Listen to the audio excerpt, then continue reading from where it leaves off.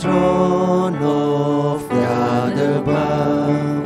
I have a strong and perfect plea, a great high priest whose name is love, whoever lives and pleads for me.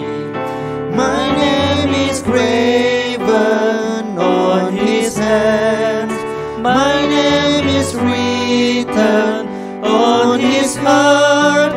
I know that while in heaven he stands, no tongue can bid me thence depart.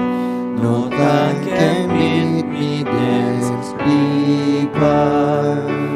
And Satan tempts me to despair and tells me of the guilt within. Upward I look and see him there, who made an end of all my sin. Because the sinless Savior died, my sinful soul is counted free. For God the just is satisfied to look on him and pardon me, to look on him and pardon me.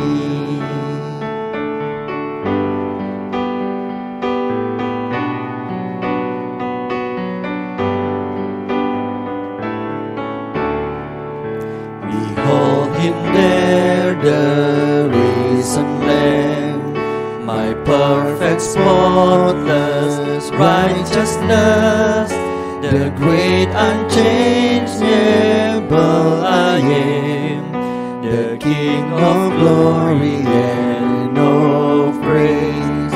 One with himself I cannot die, my soul is purchased by his blood, my life is hid with Christ on high, with Christ my Savior and my God, with Christ my Savior and my God. Shalom saudara-saudari yang terkasih dalam nama Tuhan Yesus. Kita bersyukur bahwa pada pagi hari ini kita kembali memuji memuliakan Tuhan melalui ibadah kita pada pagi hari ini. Sebelum kita memulai ibadah ini, saya mengajak Bapak Ibu untuk bersaat teduh sejenak. Saat teduh dimulai.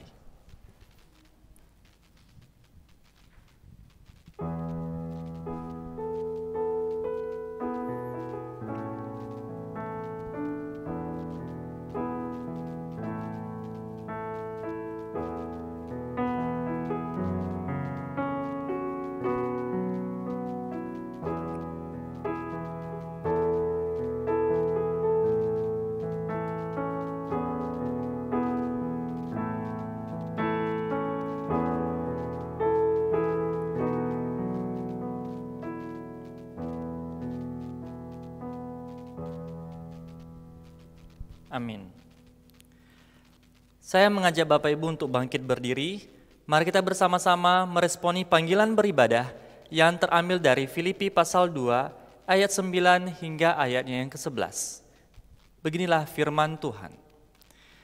Itulah sebabnya Allah sangat meninggikan dia dan mengaruniakan kepadanya nama di atas segala nama, supaya dalam nama Yesus bertekuk lutut segala yang ada di langit dan yang ada di atas bumi dan yang ada di bawah bumi, bersama-sama, dan segala lidah mengaku Yesus Kristus adalah Tuhan, bagi kemuliaan Allah Bapa.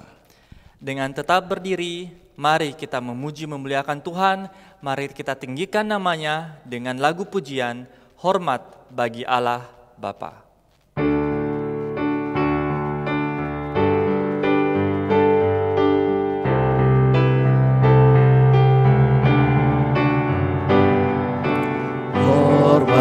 bagi Allah Bapa, hormat bagi anaknya, hormat bagi penghibur ketiganya yang esa.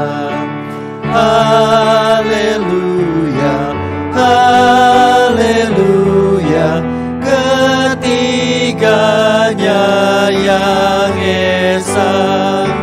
Hormat bagi Raja surga, Tuhanku juru selamat.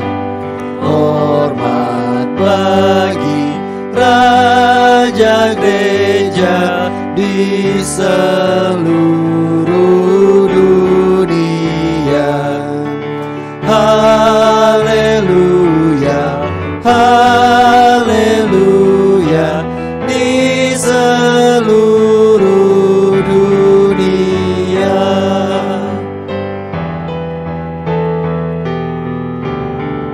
Haleluya, persembahan. Haleluya, persembahan seluruh kerajaanmu dinaikkan tiap saat di hadapan tatamu. Haleluya, haleluya, di hadapan tahtamu. Dengan tetap berdiri, mari kita bersatu di dalam doa. Terima kasih Tuhan untuk penyertaan Tuhan buat kami hingga sampai detik ini. Kami bersyukur untuk setiap penyertaan Tuhan, setiap kasih Tuhan buat kami. Kami ada Tuhan sebagaimana kami ada itu karena kasih karunia Tuhan buat kami. Tuhan, pada minggu ini kami rindu untuk menikmati Engkau, menikmati setiap firman Tuhan yang sangat indah yang akan kami dengar pada minggu pagi ini. Engkau siapkan hati kami kiranya setiap pujian, setiap firman yang kami dengar benar-benar kami nikmatin, kami ingat dan kiranya firman-Mu dapat bertumbuh di dalam hati kami.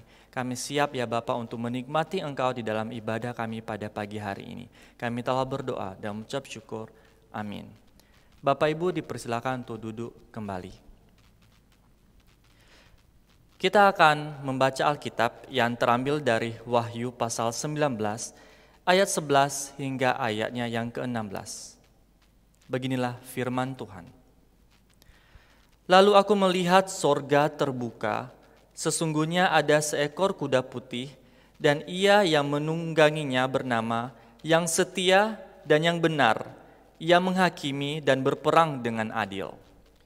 Dan matanya bagaikan nyala api, dan di atas kepalanya terdapat banyak mahkota.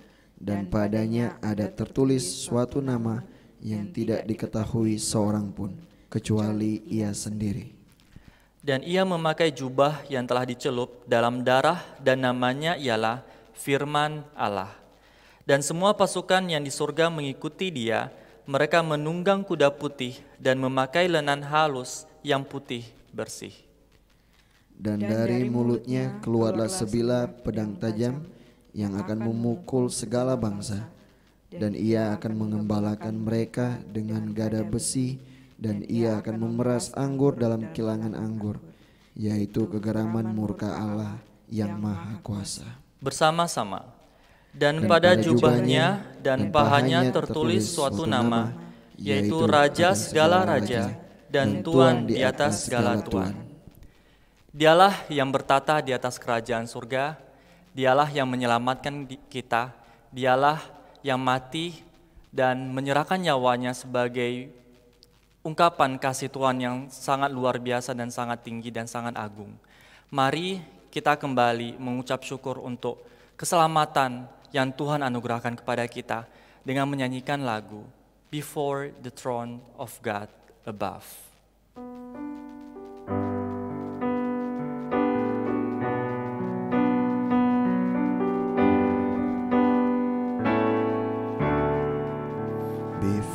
The throne of God above, I have a strong and perfect plea, a great high priest who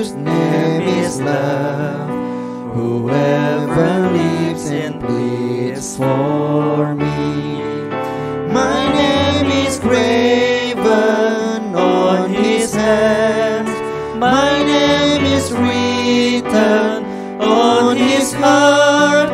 I know that while in heaven he stands, no tongue can bid me dance depart. No tongue can bid me dance depart. And Satan tempts me to despair and tells me of the guilt within. Upward I look and see him there, who made an end of all my sin. Because the sinless Savior died, my sinful soul is content free. For God the just is satisfied to look on him and pardon me. To look on him and pardon me.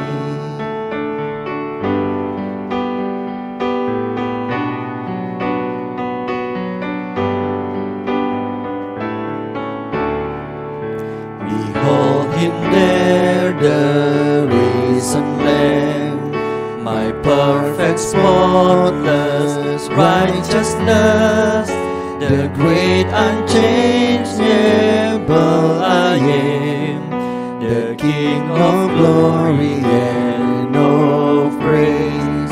One with himself I cannot die, my soul is purchased by his blood, my life is hid with Christ on high, with Christ my Savior and my God, with Christ my Savior and my God.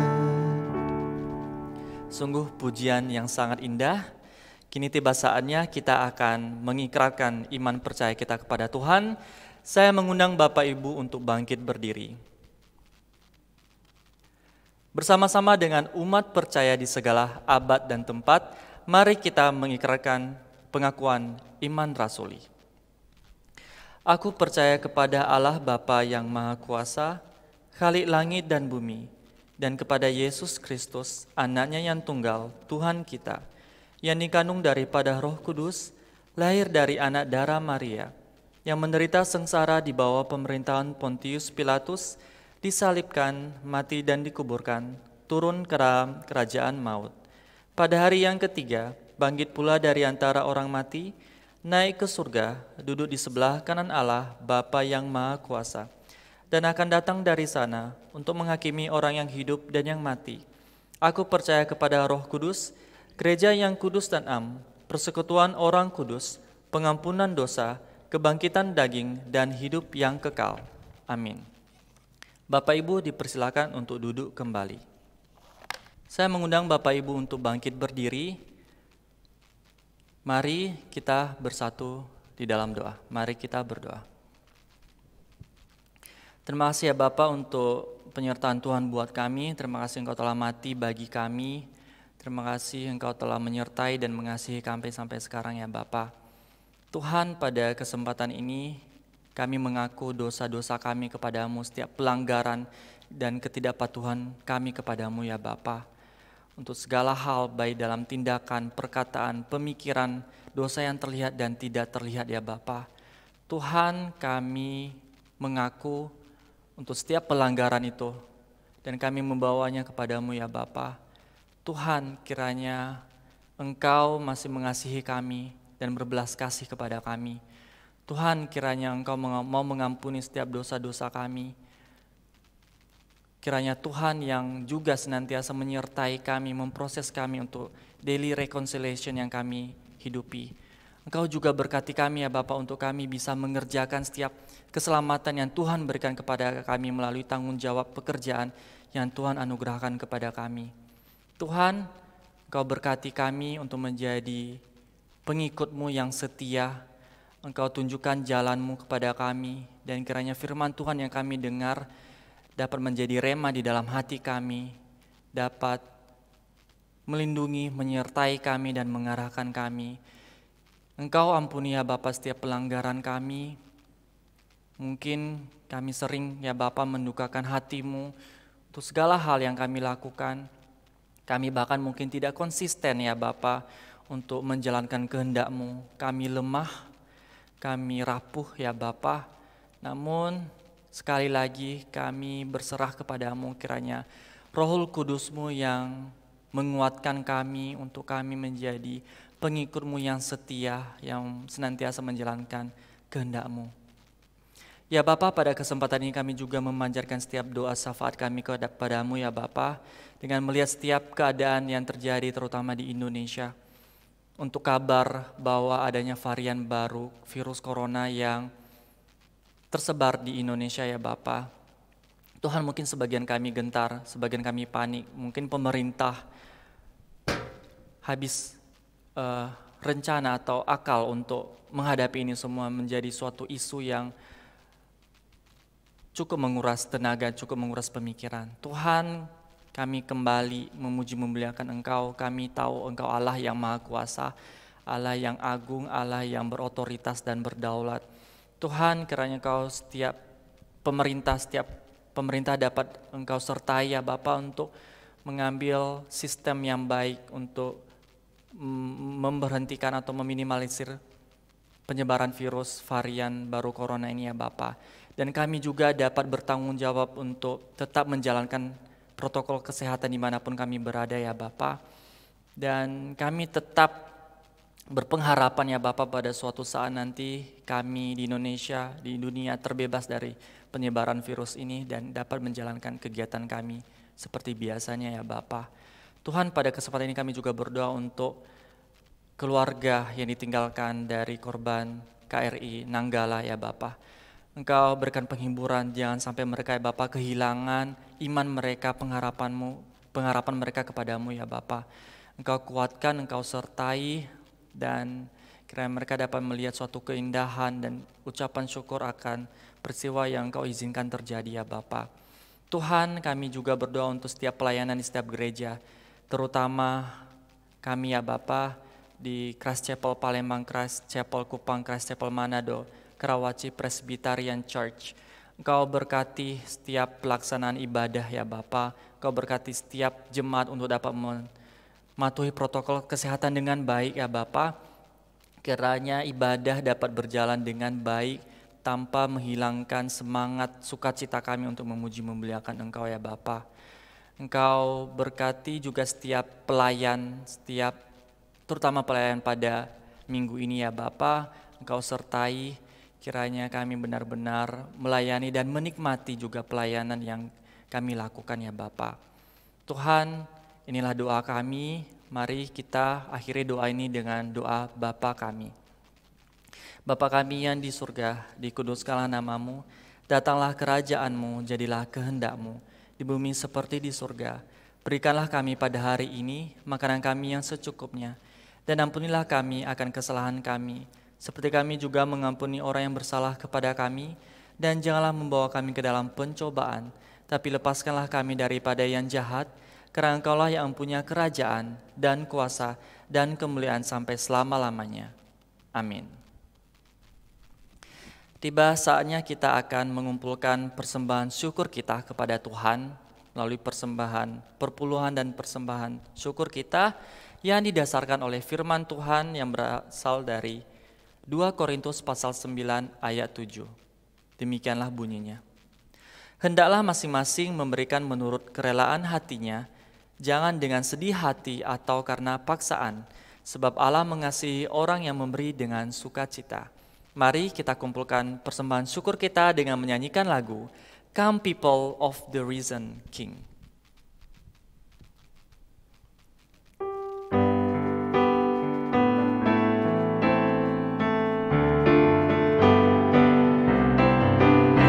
Come people of the risen King, who delight to bring Him praise. Come all and tune your hearts to sing to the morning star of grace. From the the shifting shadows of the earth, we will lift our eyes to Him, where steady arms of mercy reach to gather children in. Rejoice, rejoice, let every tongue rejoice. One heart, one voice, O Church of Christ, rejoice. Come those whose joy is morning sun, and those weeping through the night. Come those who tell of battles won, and those struggling in the fight.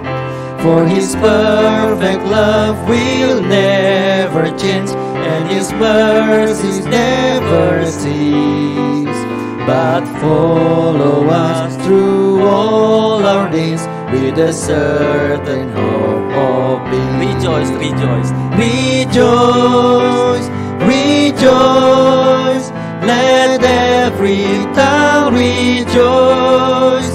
One heart, one voice, O Church of Christ, Rejoice, rejoice, rejoice.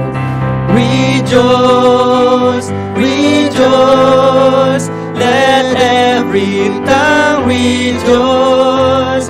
One heart, one voice, O Church of Christ, rejoice. Mari kita bersatu di dalam doa. Kami mengucap syukur Tuhan untuk setiap berkat yang Tuhan berikan kepada kami, baik berkat material ataupun berkat rohani yang Tuhan anugerahkan kepada kami. Terima kasih ya Bapa, ini sebagian berkat yang bisa kami kembalikan kepadamu. Kiranya Kau terima sebagai persembahan yang harum di dalam kerajaan-Mu ya Bapa, dan kiranya persembahan yang dikumpulkan dapat digunakan dengan bijaksana untuk menyebarluaskan kerajaan-Mu di muka bumi ini. Terima kasih Tuhan, kami telah berdoa dan mengucap syukur. Amin. Bapak Ibu dipersilakan untuk duduk kembali. Tibalah saatnya kita akan mendengarkan firman Tuhan, namun sebelumnya kita akan menyanyikan sebuah lagu yang menjelaskan seperti firman Tuhan yang menyatakan, carilah dahulu kerajaan Allah, maka semuanya itu ditambahkan kepadamu. Mari kita siapkan hati kita untuk mendengarkan firman Tuhan dengan menyanyikan lagu Seek Ye First.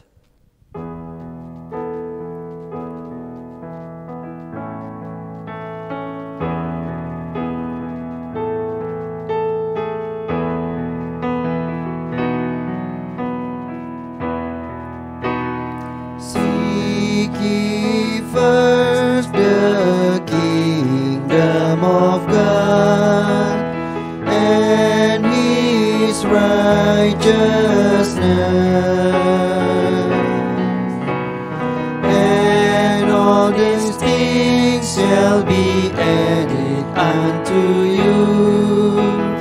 Hallelujah, hallelujah.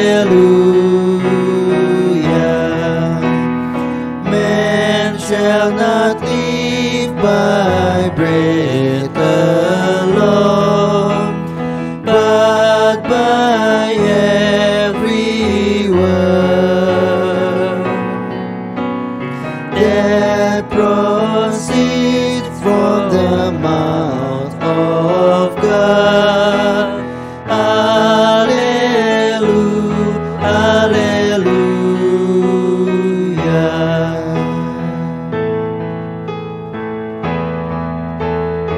Ask and it shall be given unto you.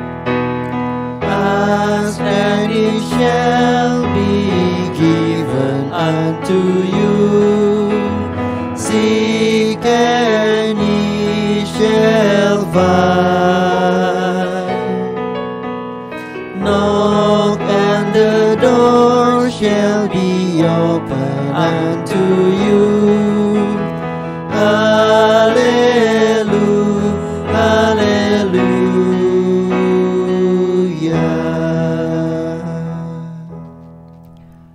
Kepada hambanya dipersilahkan.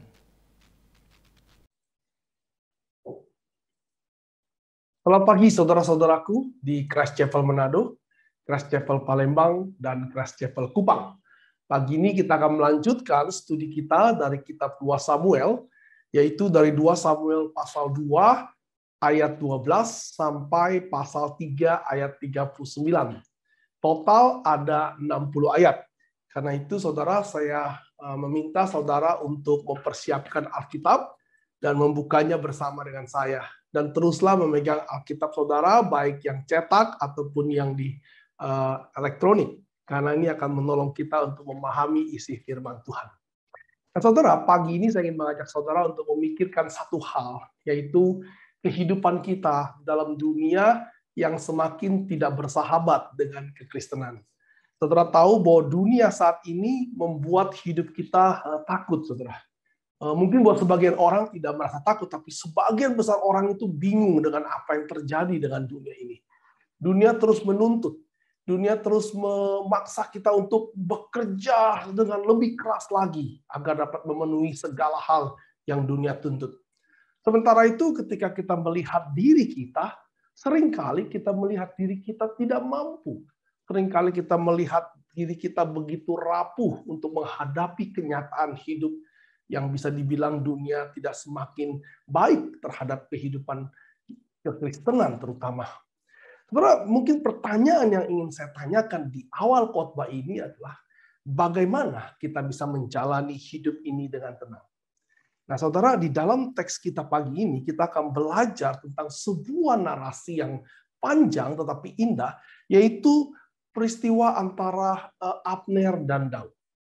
Untuk memahami cerita ini kita perlu mengerti bahwa setting dari kisah ini adalah di 2 tahun pertama Daud menjadi raja orang Yahudi di Hebron. Tetapi raja seluruh Israel masih dikuasai oleh Isiboshet dan terutama oleh Abner yang menjadi pengontrol dari seluruh kekuasaan Isiboshet. Nah, karakter utama selain Tuhan tentunya adalah Abner dan Daud. Kita akan melihat bagaimana dua orang ini mencari kekuatan mereka dan bukan berasal dari Tuhan. Bagaimana mereka menghidupi kehidupan mereka yang berjuang untuk itu, tetapi dengan cara mereka masing-masing. Saudara, 60 ayat, sesuatu yang panjang. Ini kurang lebih akan mencapai waktu 10 menit untuk membacanya. Jadi saudara, mari kita siapkan waktu kita dan buka Alkitab saudara. Saudara sudah buka Alkitab saudara? Ayo, jangan malas membuka Alkitab. Itu masih ada yang belum membuka Alkitab tuh. Ya, mari buka Alkitab saudara ke dalam kitab 2 Samuel pasal 2 ayat 12. Demikianlah firman Tuhan. Lalu Abner bin Ner dengan anak buah Ishiboset bin Saul bergerak maju dari Mahanaim ke Gibeon. Juga Yoab anak Seruyah dan anak buah Daud bergerak maju. Mereka saling bertemu di telaga Gibeon, lalu tinggal di sana. Pihak yang satu di telaga sebelah sini dan pihak yang lain di tepi telaga sebelah sana. Berkatalah Abner kepada Yoab, biarlah orang-orang muda tampil dan mengadakan pertandingan di depan kita. Jawab Yoab, baik. Lalu tampillah mereka dan berjalan lewat dengan dihitung 12 orang dari suku Benyamin, dari Isiboshet anak Saul, dan 12 orang dari anak buah Daud. Kemudian mereka masing-masing menangkap kepala lawannya dan menikamkan pedangnya ke lambung lawannya sehingga rebahlah mereka bersama-sama. 24 orang itu rebah. Sebab itu tempat itu disebutkan orang Helkat Hazurim, ya, atau tempat atau tanah kekerasan. Letaknya dekat Gibeon. Nah, pada hari itu pertempuran sangat hebat dan Abner serta orang-orang Israel terpukul kalah oleh anak buah Daud. Lalu ketiga anak laki-laki Zeruya, yakni Yoab, Abisai, dan Asael ada di sana. Asael cepat larinya seperti kijang di padang. Asael mengejar Abner dan tidak menyimpang ke kanan atau ke kiri dalam membuntutinya. Lalu Abner berpaling ke belakang dan bertanya, "Engkaukah itu Asael?" Jawabnya, "Ya, aku." Kemudian berkatalah Abner kepadanya, Menyimpanglah ke kiri atau ke kanan. Tangkaplah salah seorang dari orang-orang muda itu dan ambillah senjatanya. Tapi Asael tidak mau berhenti membuntuti Abner. Berkatalah sekali lagi Abner kepada Asael, "Berhentilah membuntuti aku. Apa aku harus memukul engkau sampai jatuh? Bagaimana aku dapat memandang muka Yoab, abangmu itu?" Tetapi Asael menolak berhenti. Lalu Abner menusuk ke belakang, ke perut Asael dengan tombaknya, sehingga tombak itu menembus ke belakangnya. Dan rebahlah ia di sana, dan mati di tempat itu juga. Semua orang yang datang ke tempat Asael rebah dan mati itu berhenti di sana. Tetapi Yoab dan Abisai mengejar Abner. Ketika matahari masuk dan mereka sampai ke dekat Bukit Amah, yang ada di sebelah timur Giah, ke arah padang gurun Gibeon. Berhimpunlah Bani Benyamin di belakang Abner menjadi satu gabungan dan bersiap-siap di puncak sebuah bukit. Berserulah Abner kepada Yoab, "Haruskah pedang makan terus-menerus? Tidak tahukah engkau bahwa kepahitan datang pada akhirnya? Berapa lama lagi engkau tidak mau mengatakan kepada rakyat itu supaya mereka berhenti memburu saudara-saudaranya?" Jawab Yoab, "Demi Allah yang hidup, sekiranya engkau berbicara tadi, maka tentulah sudah dari tadi pagi rakyat menarik diri dan memburu saudara-saudaranya." Lalu Yoab meniup sangkakala dan seluruh rakyat berhenti. Mereka tidak lagi mengejar orang Israel dan tidak berperang lagi. Malam-malaman Abner dan orang-orangnya berjalan melalui Araba Yordan, menyeberangi sungai Yordan. Berjalan terus hampir sepanjang siang, lalu sampai ke Mahanaim. Ketika Yoab berhenti memburu Abner dan menghimpunkan seluruh rakyat, ternyata 19 orang dari anak buah Daud hilang termasuk Asael. Tetapi anak buah Daud menewaskan dari suku Benyamin dan orang-orang Abner 360 orang. Mereka mengangkat mayat Asael dan menguburkannya di dalam kubur ayahnya yang di Bethlehem. Kemudian berjalanlah Yoab dan orang-orangnya semalam-malaman itu dan sampai ke Hebron ketika hari sudah terang. Peperangan antara keluarga Saul dan keluarga Daud berlarut-larut. Daud kian lama kian kuat, sedangkan keluarga Saul kian lama kian lemah. Di Hebron lahirlah bagi Daud anak-anak lelaki. Anak sulungnya ialah Amnon dari Ahinoam, perempuan Yisrael. Anaknya yang kedua ialah Kileab dari Abigail, bekas istri Nabal, orang Karmel. Yang ketiga ialah Absalom, anak dari Maakah, anak perempuan Tamal, Raja Gesur. Yang keempat ialah Adonia, anak dari Hagit. Yang kelima ialah Sefakah, anak Abital. Dan yang keenam ialah Yitream dari Eglah, istri Daud. Semuanya ini dilahirkan bagi Daud di Hebron. Selama ada peperangan antara keluarga Saul dan keluarga Daud, maka Abner makin mendapat pengaruh di antara keluarga Saul. Saul mempunyai gundik yang bernama Rizpah, dia anak perempuan ayah. Berkatalah Isi-Boset kepada Abner, "Mengapa kau hampiri gundik ayahku?" Lalu sangat marahlah Abner karena perkataan Isi-Boset itu. Katanya, "Kepala anjing dari Yehudakah aku?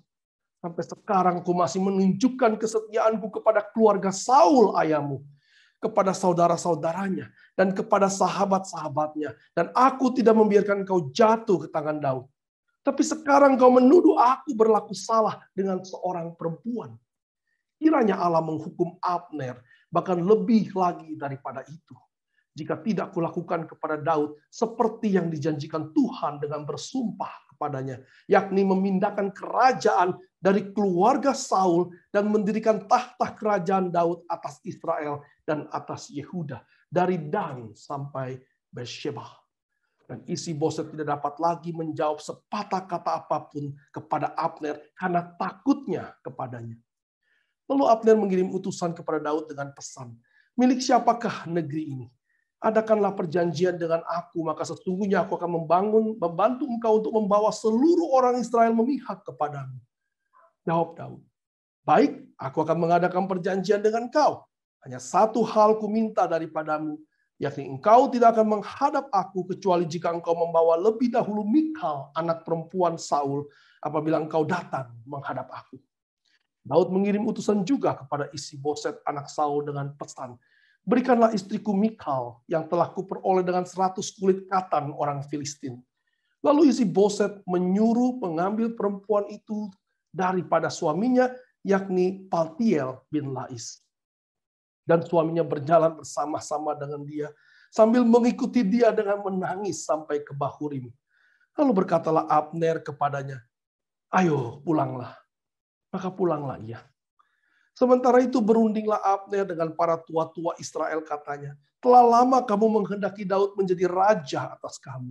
Maka sekarang bertindaklah, sebab Tuhan sudah berfirman tentang Daud demikianlah. Dengan perantaran hambaku Daud, aku akan menyelamatkan umatku Israel dari tangan orang Filistin dan dari tangan semua musuhnya." Abner berbicara dengan orang Benjamin. Pula Abner pergi membicarakan dengan Daud di Hebron segala yang sudah dipandang baik oleh orang Israel dan seluruh kaum Benjamin. Ketika Abner datang kepada Daud di Hebron bersama-sama 20 orang, maka Daud mengadakan perjamuan bagi Abner dan orang-orang yang menyertainya. Berkatalah Abner kepada Daud, "Baiklah, aku bersiap untuk pergi mengumpulkan seluruh orang Israel kepada tuanku raja, supaya mereka mengadakan perjanjian dengan tuanku, dan tuanku menjadi raja atas segala yang dikehendaki hatimu." Lalu Daud membiarkan Abner pergi, dan berjalanlah ia dengan selamat. Anak buah Daud dan Yoab baru saja pulang setelah mengadakan penggebrekan, dan mereka membawa pulang jarahan yang banyak. Tetapi Abner tidak lagi bersama-sama Daud di Hebron, sebab ia telah dilepasnya pergi dengan selamat. Ketika Yoab bersama dengan segenap tentaranya sudah pulang, diberitahukan kepada Yoab demikian, "Abner bin Ner telah datang kepada raja, dan ia sudah dibiarkannya pergi dengan selamat." Kemudian pergilah Yoab kepada raja, katanya, "Yang telah kau perbuat, Abner telah datang kepadamu, mengapa engkau membiarkannya begitu saja? Apakah engkau tidak kenal Abner bin Ner itu? Ia datang untuk memperdaya engkau, untuk mengetahui gerak-gerikmu, dan untuk mengetahui segala yang hendak kau lakukan." Sesudah itu, keluarlah Yoab meninggalkan Daud dan menyuruh orang menyusul Abner, lalu mereka membawanya kembali dari perigi Sirah tanpa diketahui Daud. Ketika Abner kembali ke Hebron, maka Yoab membawanya sebentar ke samping di tengah-tengah pintu gerbang itu, seakan-akan hendak berbicara dengan dia dengan diam-diam. Kemudian ditikamnyalah dia di sana pada perutnya sehingga mati, membalas darah Asahel adiknya. Ketika hal itu didengar Daud, kemudian berkatalah, "Aku dan kerajaanku tidak bersalah di hadapan Tuhan sampai selama-lamanya terhadap darah Abner bin Ner itu. Biarlah itu ditanggung oleh Yoab sendiri dan seluruh kaum keluarganya. Biarlah dalam keturunan Yoab tidak putus-putusnya ada orang yang mengeluarkan lelehan, yang sakit kusta, yang bertongkat, yang tewas oleh pedang, atau yang kekurangan makanan." Demikianlah Yoab dan Abisai adiknya membunuh Abner, karena ia telah membunuh Asahel adik mereka di Gibeon dalam pertempuran. Dan berkatalah Daud kepada Yoab dan kepada segala rakyat yang bersama-sama dengan dia, "Koyakkanlah pakaianmu dan lilitkanlah pada tubuhmu kain kabung, dan merataplah di depan mayat Abner." Raja Daud sendiri pun berjalan di belakang usungan mayat. Ketika orang menguburkan Abner di Hebron, maka menangislah raja dengan suara nyaring pada kubur Abner, dan seluruh rakyat pun menangis. Karena Abner, raja mengucapkan nyanyian ratapan ini, "Apakah Abner harus mati seperti orang bebal? Tanganmu tidak terikat dan kakimu tidak dirantai. Engkau gugur seperti orang gugur oleh orang-orang durjana." Dan seluruh rakyat itu makin menangis karena dia. Seluruh rakyat datang menawarkan kepada Daud untuk makan roti selagi hari siang. Tetapi Daud bersumpah, katanya, "Kiranya Allah menghukum aku, bahkan lebih lagi daripada itu, jika sebelum matahari terbenam aku mengecap roti atau apapun." Ketika seluruh rakyat melihat hal itu, mereka menganggap hal itu baik. Seperti segala sesuatu yang dilakukan raja dianggap baik oleh seluruh rakyat. Maka tahulah seluruh rakyat dan seluruh Israel pada hari itu bahwa pembunuhan Abner bin Ner bukan rancangan raja. Kemudian berkatalah raja kepada pegawainya, "Tidak tahukah kamu bahwa pada hari ini gugur seorang pemimpin, seorang besar di Israel, Tetapi aku ini sekarang masih lemah, sekalipun sudah diurapi menjadi raja. Sedang orang-orang itu, yakni anak-anak Seruyah, melebihi aku dalam kekerasan. Kiranya Tuhan membalas kepada orang yang berbuat jahat setimpal dengan kejahatannya. Demikianlah firman Tuhan yang kudus bagi saudara dan saya, umat Allah yang kudus. Mari kita berdoa. Bapa, kami telah mendengar firman-Mu. Firman-Mu yang menceritakan sebuah potongan cerita yang menyusun cerita penebusan Allah. Kiranya Tuhan memberikan kami hikmat dan pertolongan agar kami boleh memahami yang tertulis. Di dalam nama Tuhan Yesus kami berdoa. Amin. Saudara, kisah ini memang panjang, tapi kalau saudara mengikuti tadi, mungkin saudara tetap bisa mendapatkan insight dari cerita ini. Cerita ini dimulai, saya akan membagi cerita ini dalam 3 babak. Yang pertama adalah babak Abner melawan Daud, yaitu pasal 2 ayat 12 sampai 32. Cerita ini dimulai ketika Abner memulai perangnya melawan Daud. Dia bergerak dari timur sungai Yordan, itu cukup jauh dari Hebron, dan dia dengan niat, dengan serius, dia mendatangi Daud di Gibeon, menantang Daud di Gibeon. Maka dalam cerita ini, Abner adalah yang memulai pertempuran ini. Lalu, tetapi Abner mengubah sistemnya, tidak pasukan dengan pasukan, dia meminta 12 orang dari Saul dan 12 orang dari Daud bermain pedang. Tetapi 24 orang ini mati tergeletak dengan pedang. Saudara, semua mati. Ketika Israel melawan Israel, ketika umat Tuhan melawan umat Tuhan, tidak ada yang menang di sana. Lalu Abner dilarikan diri karena kalah banyak dan dikejar oleh pasukan Israel, oleh 3 orang bersaudara, dikatakan dikejar oleh Yoab, Abisai, dan Asahel, tapi secara khusus Asahel yang menguntil terus Abner sambil sambil bernaik kuda. Dan Abner sudah mengatakan kepada Asahel, pergilah, jangan mengikuti aku. Nah, sebagai informasi, Abner adalah pahlawan besar, jenderal yang senior, memang sudah tua, tetapi kekuatannya cukup besar. Maka karena Asahel tidak mau mendengarkannya, maka dibunuhlah, ditombak oleh Abner sehingga Asahel mati. Dan ini menimbulkan dendam di hati Yoab, abangnya.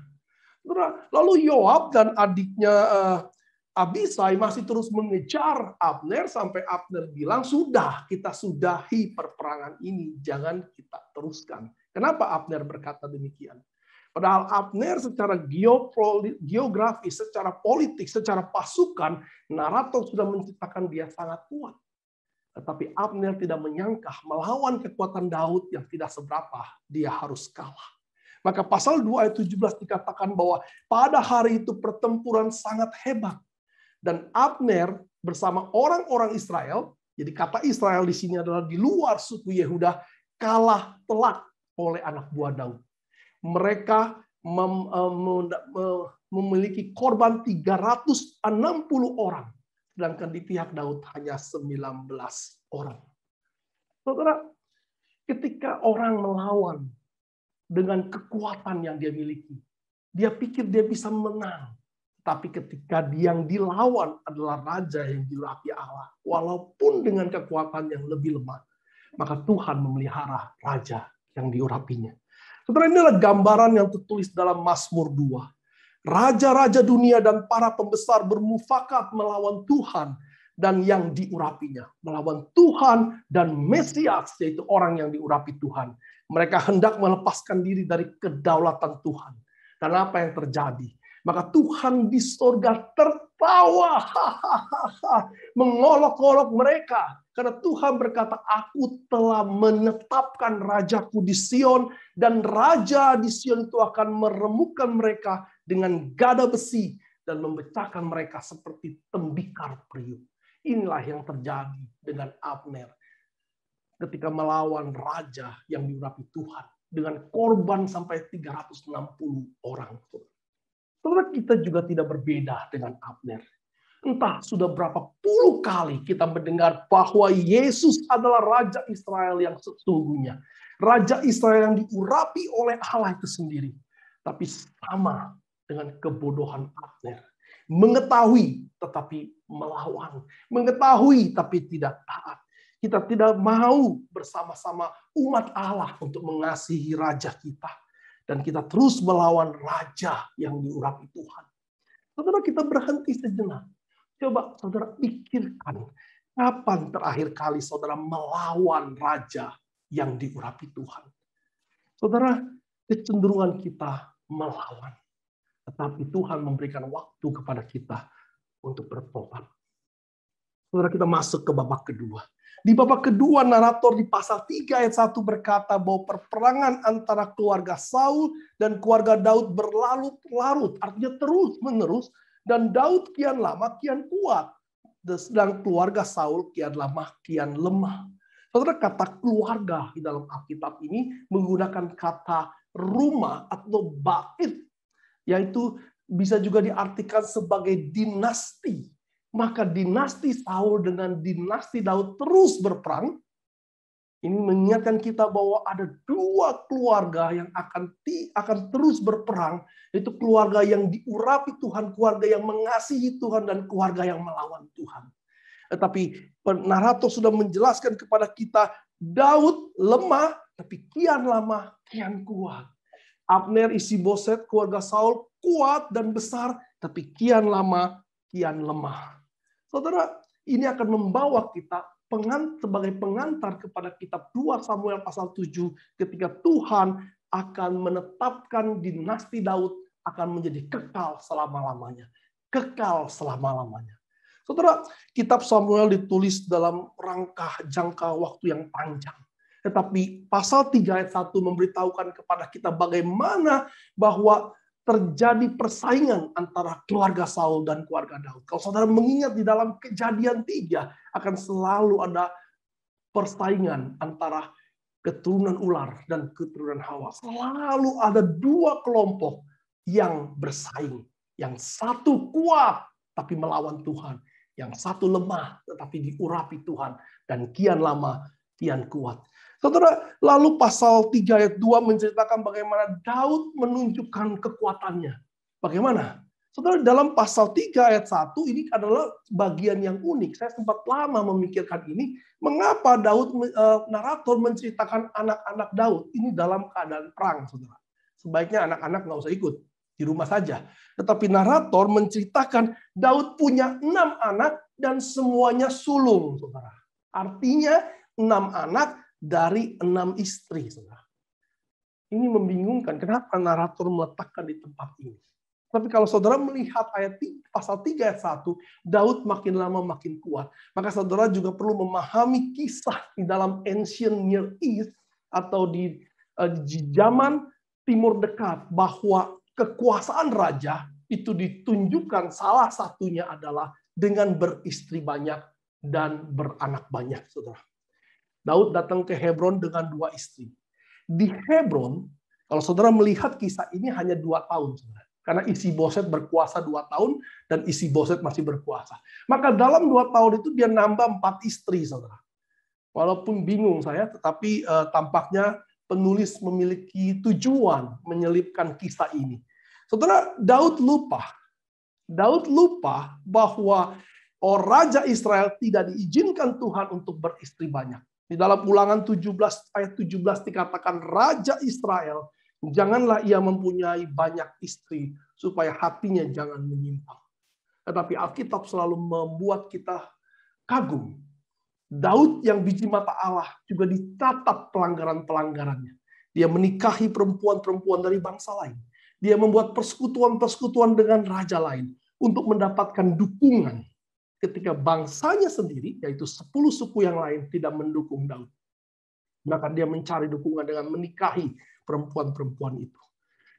Saudara, sekalipun dalam seluruh kitab 2 Samuel ini, Daud adalah tokoh jagoannya, ya, protagonis. Tapi saudara melihat di dalam teks kita, Daud melanggar firman Tuhan.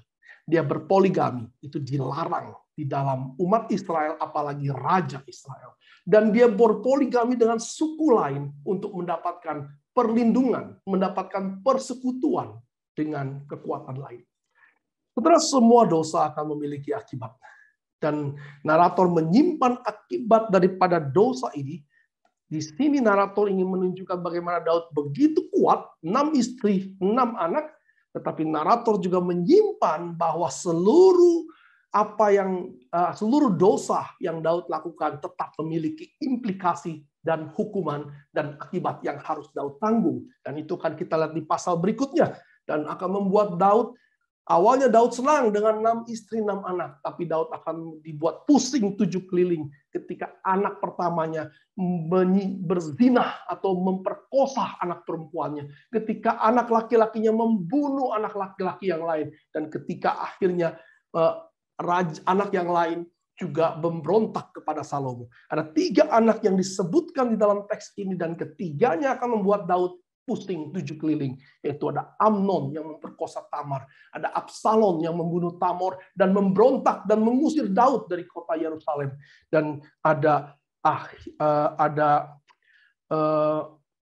yang ketiga ada namanya adalah saya tidak melihat di sini sebentar.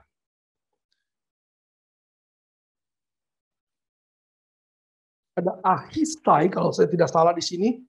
Nama anaknya Ahinoam, Kileab, Absalom, Adonai, Abital, dan Yitream. Nah, ada satu anak lagi yang disebutkan di sini yang justru meniduri istri Daud. Saudara, itu menarik. Karena dia meniduri istri Daud, maka Salomo akan membunuh dia nanti. Ini semua anak yang membuat Daud sakit kepala. Tidak ada dosa yang tidak ada hukumannya, saudara. Saudara, kita lihat Daud semakin hari semakin kuat dengan melakukan hal itu. Dan Abner juga melakukan hal yang sama. Dia harus menunjukkan kekuatannya. Karena satu budaya yang terjadi di dalam timur dekat jauh atau ancient Near East adalah jika seorang raja memenangi pertempuran, maka dia harus meniduri istri-istri dari raja yang dikalahkannya. Karena itu ketika Isi-Boset menuduh Abner meniduri istri Saul, gundik Saul, maka Abner marah. Kita tidak tahu apakah Abner benar meniduri Isi-Boset atau meniduri istri Saul atau tidak, tetapi ini sudah membuat suatu keraguan. Isi-Boset sudah tahu kalau Abner adalah orang yang sesungguhnya berkuasa. Bukan dia hanyalah boneka. Nah, kalau dia melihat Abner sampai meniduri istri Saul, maka itu bukti bahwa Abner lah yang sebetulnya menjadi raja. Karena hanya raja yang berkuasa yang akan meniduri istri dari raja sebelumnya, saudara. Maka di dalam ini menjadi budaya yang umum, saudara. Makanya ketika Samuel di dalam 2 Samuel 16, Absalom di dalam 2 Samuel 16, ketika Absalom berhasil mengusir Daud, maka dikatakan dia meniduri semua gundik-gundik Daud di hadapan orang Israel. Menyatakan kepada Israel, akulah raja yang sesungguhnya sekarang ini. Dengan meniduri seluruh istri-istri Daud. Same thing, saudara. Ini adalah sebuah klaim akan kekuasaan sebagai penguasa yang baru. Oh, Abisak, tadi saya lupa. Abisak adalah istri Daud yang terakhir. Memang Alkitab menyatakan dia tidak ditiduri oleh Daud, tapi dia menghangatkan Daud. Dia memeluk Daud dan dinyatakan sebagai gundik Daud. Maka lalu di dalam 1 Raja 2 ayat 17, Adonia, anak Hagit, yang dicatat di dalam pasal 3 tadi, itu meminta Salomo untuk menjadikan Abisak sebagai istrinya. Wah, Salomo mendengar ini, dia tahu ini adalah bukan sekedar kebutuhan desire seksual semata, tetapi ini adalah suatu klaim, aku abangmu lebih berhak atas tahta Daud daripada engkau, Salomo. Maka Salomo yang memahami ini langsung menyuruh pasukannya untuk membunuh abangnya. Karena abangnya hendak melakukan pemberontakan. Saudara, bangsa-bangsa yang tidak mengenal Tuhan, itu dengan mudah meniduri istri dari ayahnya. Tetapi Imamat 20 ayat 11 mengatakan, bila seorang laki-laki tidur dengan seorang istri ayahnya, ia melanggar hak ayahnya dan dia dihukum mati. Dan darah mereka tertimpah kepada mereka sendiri. Alkitab dengan jelas mengatakan, meniduri istri ayah kita itu adalah kekejian di mata Tuhan. Tetapi dunia mengatakan, itulah menunjukkan kekuasaanmu yang sebenarnya. Wow. Dari kisah yang ada dalam Alkitab dan juga dari ekstra biblical, kita memahami bagaimana Isi-Boset tahu Abner merencanakan ini. Karena itu dia mencegah Abner untuk meniduri istri Gundik daripada Saul. Tapi Abner keburu marah. Dan Abner yang marah langsung mengganti haluan. Dan dia berusaha menghubungi Daud. Saudara, Daud dan Abner. Narator menunjukkan kepada kita. Mereka dua-duanya ingin menunjukkan kekuasaannya, kekuatannya. Tetapi bukan dengan jalan Tuhan. Yang satu dengan beristri dan beranak banyak. Yang satu dengan meniduri daripada istri Saul. Saudara, kapan saudara berusaha menunjukkan kehebatan saudara, tetapi bukan dengan jalan Tuhan? Maka semua usaha kita untuk memperhebat kita dan yang bukan jalan Tuhan akan memiliki akibat yang saudara tanggung suatu hari nanti. Setelah menuduh tuduhan Isi-Boset ini, dia marah, lalu Abner segera menghubungi Daud, dan Abner menggunakan firman Tuhan. Luar biasa, saudara. Di dalam 2 Samuel 3, ayat 9 dan 10, Abner berkata demikian. Tuhan telah bersumpah kepada Daud bahwa dia akan memindahkan kekuasaan dari dinasti Saul kepada dinasti Daud. Tuhan akan mendirikan tahta Daud atas Israel dan atas Yehuda dari Dan sampai Beersheba. Nah, saudara, orang yang melawan Daud sekarang mulai pakai firman Tuhan. Firman Tuhan mengatakan Dan di utara, Beersheba di selatan. Seluruhnya akan diberikan Tuhan kepada Saul. Saudara, Abner tidak tiba-tiba tahu akan firman Tuhan ini. Abner adalah jenderal Saul. Dia tahu kenapa Saul ingin membunuh Daud. Dia sudah mendengar dan sudah mengetahui bahwa memang Tuhan telah mengurapi Daud. Tapi dia berusaha untuk melawan Daud. Ketika tidak ada kesempatan lagi, dia berusaha mendukung Daud untuk keselamatan dirinya, untuk kepentingan dirinya. Setelah dia menggunakan firman Tuhan untuk mendapatkan dukungan bangsa Israel agar mau mendukung Daud. Dia mulai menghasut bangsa Israel dan tua-tua Benyamin. Daud adalah raja yang dipilih Tuhan. Saudara, Abner bukan sedang memberitakan firman Tuhan. Abner bukan sedang menunjukkan dia cinta kepada firman Tuhan. Tapi Abner menggunakan firman Tuhan untuk mendukung gerakan politiknya. Kita sebagai orang Kristen harus hati-hati. Jangan terjebak kepada pemimpin-pemimpin yang begitu fasih menggunakan firman Tuhan. Tetapi untuk menggerakkan orang-orang untuk mendukung kepentingannya. Orang-orang yang fasih akan firman Tuhan, kalau tidak hati-hati, dia akan berusaha menggunakannya, memanipulasinya untuk memperdaya orang lain. Tetapi kita sendiri juga harus hati-hati. Jangan sampai kita juga memiliki mental seperti Abner yang menggunakan firman Tuhan hanya untuk kepentingan diri kita sendiri. Kita diminta untuk mencintai dan menaati firman Tuhan, bukan memanipulasi firman Tuhan. Terus tampaknya Abner untuk sementara waktu berhasil, dan Daud setuju, tapi Daud bilang, oke, saya setuju, tapi kamu harus kirimkan istriku Mikal kembali kepadaku, karena aku telah membayarnya dengan 200 kulit khitan, kulit sunat, ujungnya, saudara. Saya juga, saudara mungkin bingung untuk apa gitu ya, tapi karena untuk membunuh orang Filistin. Saul meminta 100 kulit sunat, tapi Daud memberikan 200 kulit sunat untuk mendapatkan Mikal. Karena itu Daud merasa bahwa Mikal harus dikembalikan kepada dia. Karena waktu itu mereka tidak bercerai, tapi Saul mengambil Mikal dari Daud dan memberikannya kepada suaminya. Saudara baca tadi, Isi-Boset setuju dan memberikan Mikal kepada Daud. Yang kasihan suaminya, saudara. Dikatakan suaminya dengan lemas mengikuti dari belakang dan menangis. Saudara bisa berempati kepada suami dari Mikal ini, Paltiel bin Lais, ketika raja mengambil istrinya. Saudara, Daud sudah punya 6 istri, makanya tadi narator mengatakan sekarang dia ingin yang ke-7. Saudara. Ini bukan sekedar membuatnya menjadi sempurna, karena angka 7 adalah angka sempurna, tapi Daud sekali lagi berpikir dengan cara dunia. Kalau Mikal, anak Saul, kembali menjadi istrinya, maka keluarga Saul dan keluarga Daud akan bersatu. Maka kekuatan Daud sebagai raja Israel akan semakin kuat. Saudara, Daud memang anak Tuhan, biji mata Allah, tapi juga sering melakukan perbuatan-perbuatan yang blunder, yang keliru. Tuhan sudah menyatakan akan memperkokoh kerajaannya. Tapi dia masih berpikir, dengan melanggar firman Tuhan, menambah istri lagi, Dia berpikir dia bisa memperkuat kerajaannya. Tapi 2 Samuel akan memberitahu kepada kita, usahanya gagal. Mikal dan keluarga Saul tidak bisa menjadi penopang kekuatan Daud. Karena hanya Tuhan yang menetapkan Daud dan akan mengokohkan kerajaan Daud. Bahkan kekal, bukan cuma sampai di zaman Daud dan anak-anaknya. Kekal sampai selama-lamanya. Tahta Daud tidak akan pernah dihancurkan.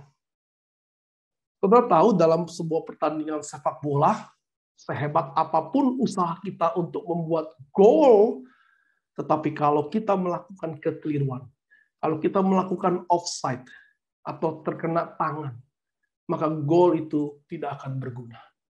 Daud berhasil membawa Mikal menjadi istrinya kembali. Tetapi Daud melakukan blunder, kekeliruan. Maka Daud tidak pernah bisa menjadikan Mikal sumber kekuatan dia. Setelah kita butuh pertolongan Tuhan, tapi jangan pernah melakukan kekeliruan. Karena hari Tuhan, maka oleh Tuhan kita akan dikuatkan dan kembali bagi Tuhan. Karena babak ketiga, Abner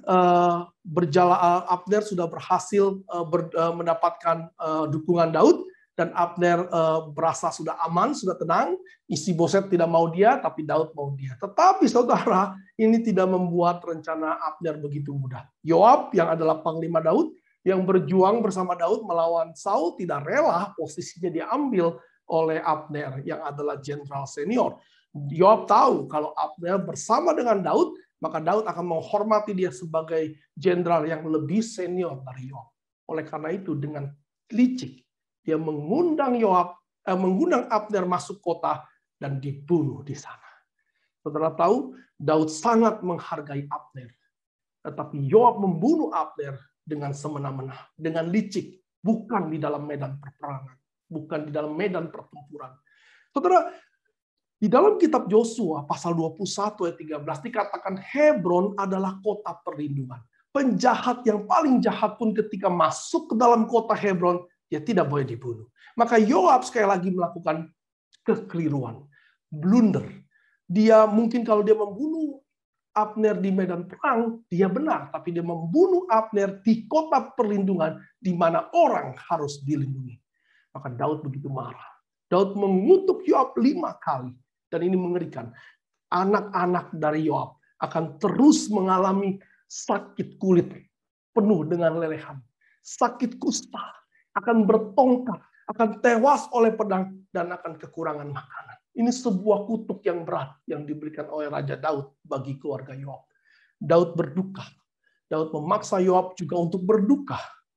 Sehingga seluruh rakyat bisa melihat bagaimana Daud bukanlah orang yang merancang kematian Abner. Setelah Daud akhirnya mendapat kepercayaan dari rakyat.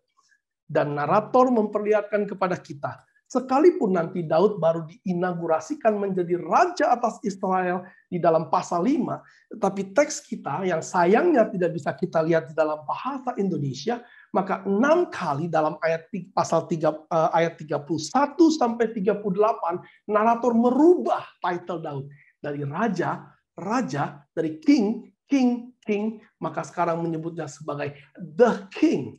6 kali. Maka narator menggunakan kata Hamelek. Yang awalnya Melek adalah raja, menggunakan Hamelek, raja itu. Daud menjadi the king. Dari a king menjadi the king. Dan kalau saudara perhatikan tadi di dalam ayat 37, maka dikatakan seluruh Israel akhirnya mengakui Daud. Inaugurasi Daud memang di pasal 5. Tetapi dalam pasal 3 kita sudah melihat bagaimana narator memberikan kita clue bahwa Daud sudah menjadi raja atas Israel. Kalau tidak ada manusia yang bisa menghentikan Allah untuk menjadikan Daud raja Israel. Tidak ada Abner rencananya atau Isi-Boset, tidak juga Yoab dan tidak juga Daud yang penuh dengan keblunderannya, kekeliruan-keliruannya. Rencana Tuhan untuk menjadikan Daud raja Israel tidak akan pernah bisa dibatalkan. Sekali lagi saudara, ini sebuah cerita tentang Daud, Yoab, Abner, Isi-Boset. Apa hubungannya dengan kita? Jika kita berhenti sampai di sini, Maka ini adalah sebuah cerita moral yang baik. Bagaimana kita harus sebetulnya mematuhi peraturan yang ada dalam pertempuran. Kita juga belajar bahwa inilah teologi yang baik, bahwa rencana Allah tidak akan pernah gagal. Tetapi saudara, ketika kita melihat ini hanya sebagai sebuah tataran cerita, maka kita tidak akan mengerti aplikasi buat kita. Kita perlu menempatkan potongan cerita ini kembali ke dalam sebuah cerita besar. Kita perlu menempatkan kisah ini di dalam konsep grand naratif kita, yaitu dari penciptaan, kejatuhan, penebusan, sampai konsumasi. Saudara, ini adalah sebuah penggenapan parsial dari janji Allah kepada Abraham. Bahwa melalui keturunan Abraham akan lahir satu bangsa. Dari satu bangsa akan lahir seorang juru selamat bagi seluruh dunia ini. Saudara, Abraham dijanjikan Tuhan bahwa keturunannya akan menjadi berkat, akan menjadi bangsa yang kuat, menjadi bangsa yang kudus. Maka melalui Daud, narator membawa kita, pengantar kita kepada janji Tuhan dalam 2 Samuel pasal 7. Bahwa Tuhan akan mengokohkan kerajaan Daud. Saudara, tata Daud akan kekal selama-lamanya. Anak Daud akan menjadi raja selama-lamanya. Sekalipun Daud dan anak-anaknya terus melakukan kekeliruan. Tapi perjanjian Tuhan tidak pernah gagal. Perjanjian Tuhan dengan Daud, atau kita kenal dengan Davidic Covenant, ini akan sepenuhnya digenapi di dalam anak Daud yang lebih besar dari Salomo. Anak Daud yang lebih besar dari Daud itu sendiri, yaitu di dalam Yesus Kristus. Ketika Daud menuliskan Mazmur 2, saya membayangkan kisah ini ada di dalam pikiran dia. Ketika dia melihat raja-raja melawan Tuhan dan yang diurapinya, memang merujuk kepada dirinya. Tetapi anak Daud yang lebih besar itulah yang diurapi Tuhan secara ultimate. Maka dia berkata, dia mengucapkan dalam Mazmur pasal 2 ayat 6 ini, akulah Tuhan yang telah melantik rajaku di Sion, gunungku yang kudus. Dan Tuhan mengatakan, engkaulah anakku. Maka ketika Daud menuliskan Mazmur ini, dia mengingat semua peristiwa ini, dia mengamini bahwa rencana Tuhan tidak akan pernah gagal. Apapun kebusukan manusia berusaha menghancurkannya. Karena pada akhirnya, the Son yang diurapi akan menjadi raja. Saudara, kita ingat bahwa yang diurapi Allah sesungguhnya adalah Yesus Kristus. Dari kecil pembunuhan direncanakan dan sampai dia mati semua dilakukan dengan kelicikan manusia. Tapi tidak ada satupun yang dapat membatalkan rencana Tuhan. Karena dia pada akhirnya bukan hanya menjadi raja atas Israel secara negara. Tapi dia menjadi raja atas Israel seluruh umat pilihan Tuhan yang adalah Israel secara spiritual.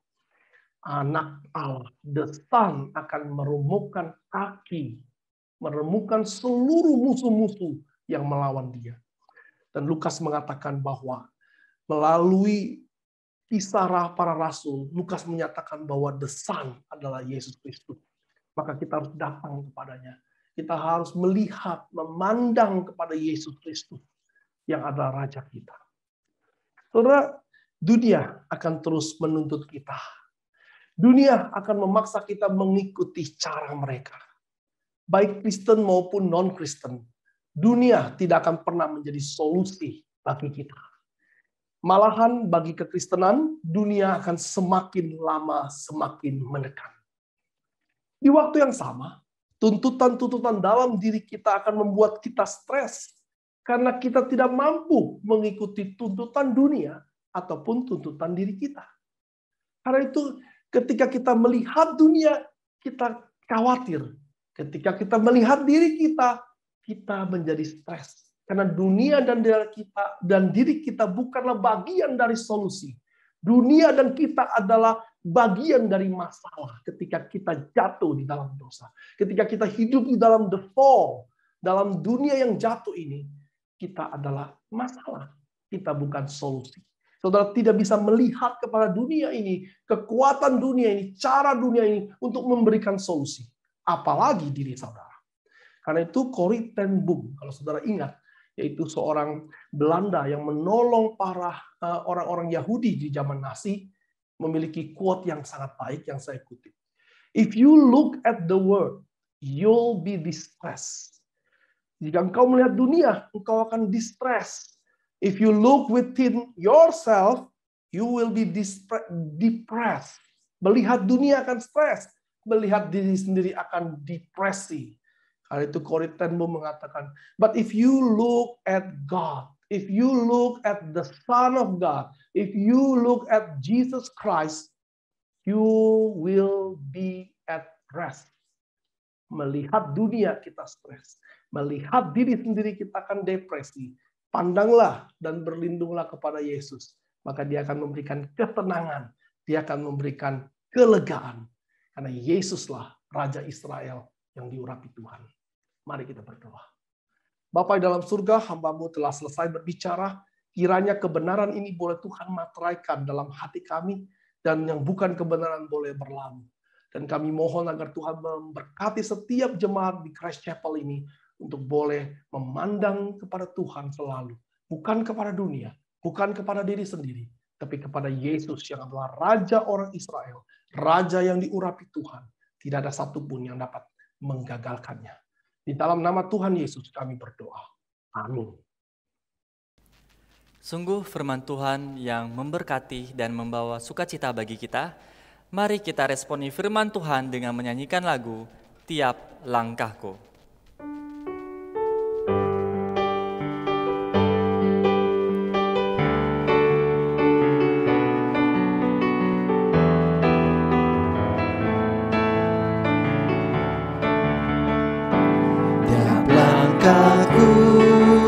Diatur oleh Tuhan dan tangan kasih-Nya memimpinku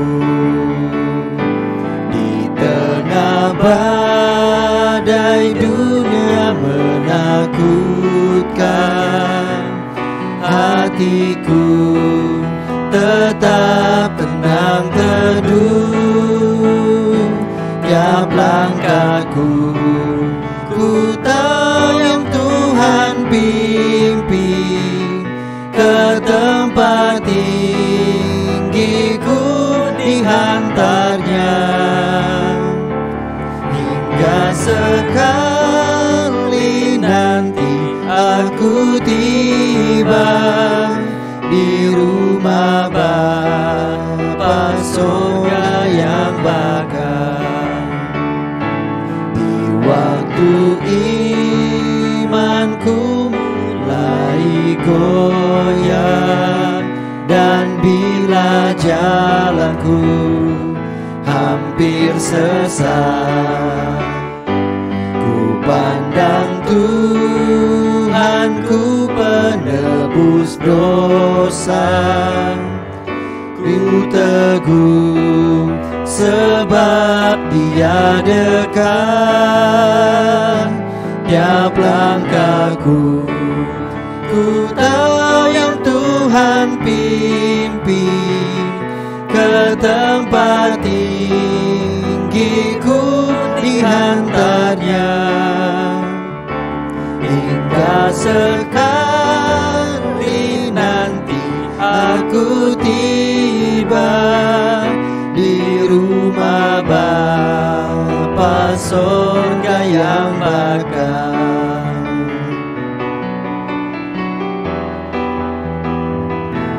Di dalam Tuhan saja harapanku. Di dalam Tuhan saja harapanku, sebab di tangan-Nya sejahtera. Dibukanya Yerusalem yang baru, kota Allah suci mulia. Tiap langkahku, tiap langkahku, ku tahu yang Tuhan pimpin ke tempat tinggi ku dihantarnya. Hingga sekali nanti aku tiba di rumah Bapa surga yang bakal.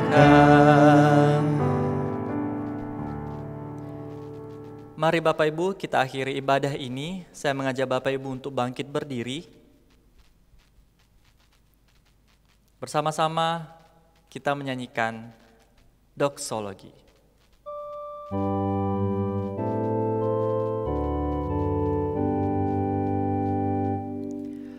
Praise God from whom all blessings flow. Praise Him, all creatures here below. Praise Him above, ye heavenly hosts. Praise Father, Son, and Holy Ghost.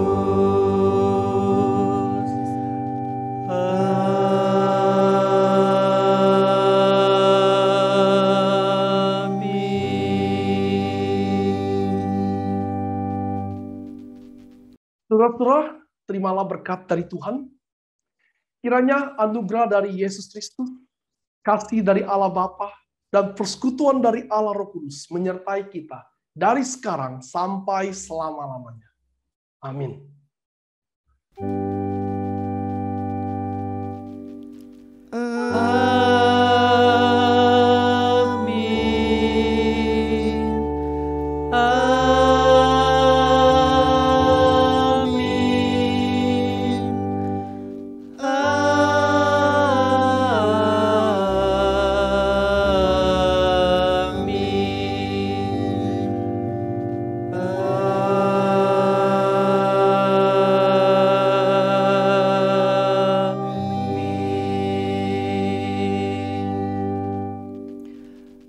Bapak Ibu dipersilakan untuk duduk kembali saat teduh sejenak.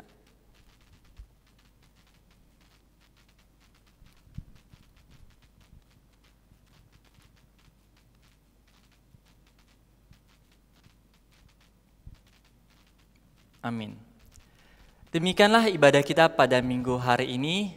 Kiranya Tuhan memberkati dan menyertai Bapak Ibu selama 1 minggu ke depan.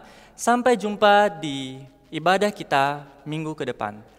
Tuhan memberkati.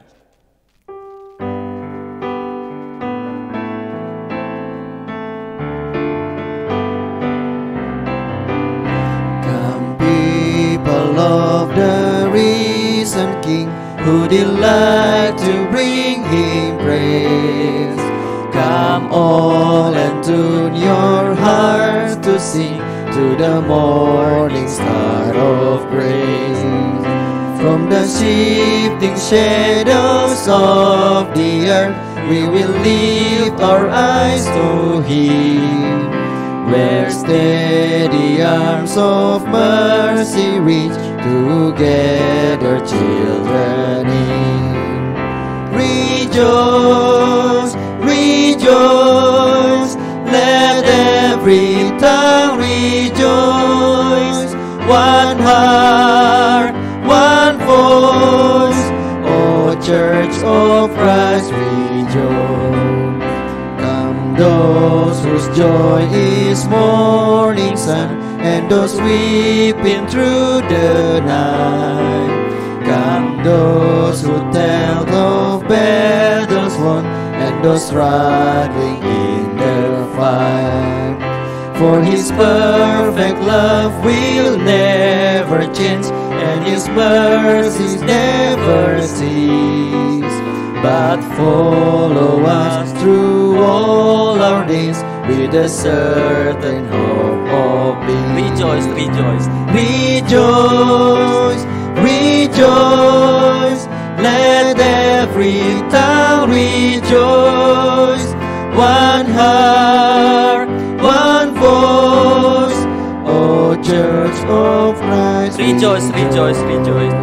Rejoice, rejoice, let every tongue rejoice. One heart,